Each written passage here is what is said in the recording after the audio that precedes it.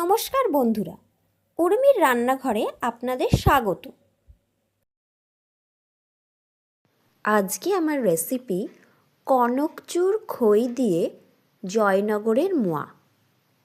এই কনকচুর খইটা খুবই সেন্টেড, এতে ভালো সেন্ট আছে, তাই এই খই দিয়ে মোয়া করলে এর স্বাদ খুব ভালো হয়। আসুন তাহলে দেখে নেওয়া যাক আমার এই রেসিপিটি।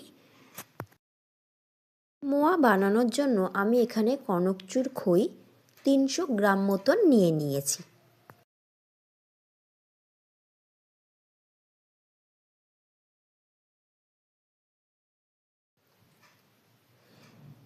এবারে কড়াইতে জল দিয়ে দেব।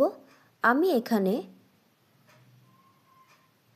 1 বাটি জল দিয়ে দিয়েছি, তাতে আমি গুড় দিয়ে দিচ্ছি।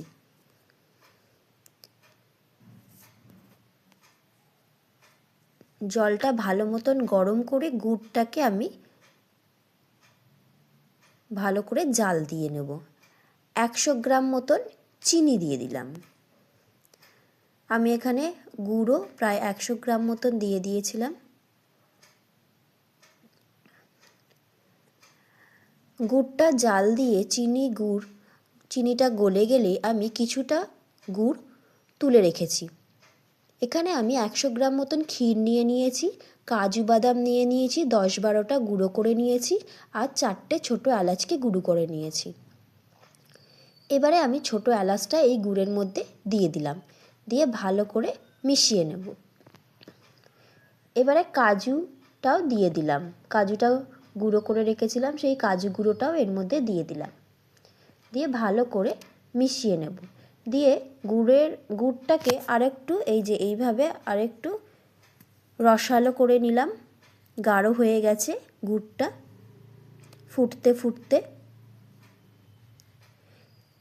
এবারে আমি ওই 300 গ্রাম খইটা এর মধ্যে দিয়ে দিলাম, দিয়ে ভালো করে খইটা গুড়টা নাড়াচাড়া করে মিশিয়ে নেব।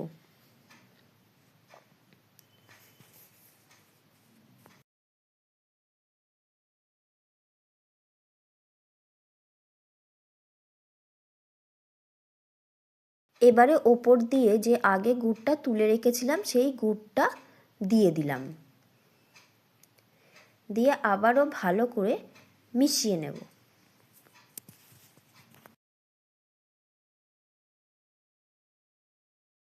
আমার এখানে 300 গ্রাম মতন খইতে 250 গ্রাম গুড় দিয়েছি ও 100 গ্রাম চিনি দিয়েছি। যত বেশি আঠালো হবে মোয়ার পাকটা ভালোভাবে করা যাবে। এবারে আমি এতে ক্ষীর দিয়ে দেব। এই ক্ষীরটাকে আমি হাত দিয়ে গুঁড়ো করে করে দিয়ে দেব। 100 গ্রাম মতন ক্ষীর দিয়ে দেব। এতে ক্ষীর দিয়ে আবারও এই মোয়ার সাথে ভালো করে মিশিয়ে নেব খইয়ের সাথে। খইয়ের সাথে ভালো করে মিশিয়ে নেওয়া হয়ে গেলে এতে আমি ঘি দিয়ে দেব। 2 চামচ, বড় চামচের 2 চামচ ঘি দিয়ে দিলাম, দিয়ে আবারও ভালো করে মিশিয়ে নিলাম। ক্ষীরটা দিয়ে দিলাম পুরোটাই, দিয়ে ভালো করে মিশিয়ে আমি রেখে দেব, ঠান্ডা করে নেব।